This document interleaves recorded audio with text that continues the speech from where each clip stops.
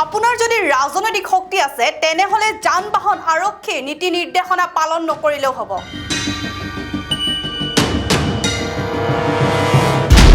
কাৰণ তিনিআলি বা চাৰিআলিত কাৰ্য সমাপন কৰা যান-বাহন আৰক্ষীয়ে আপোনাৰ গাড়ীখনক ফটো মাৰিবলৈ সাহস নকৰে।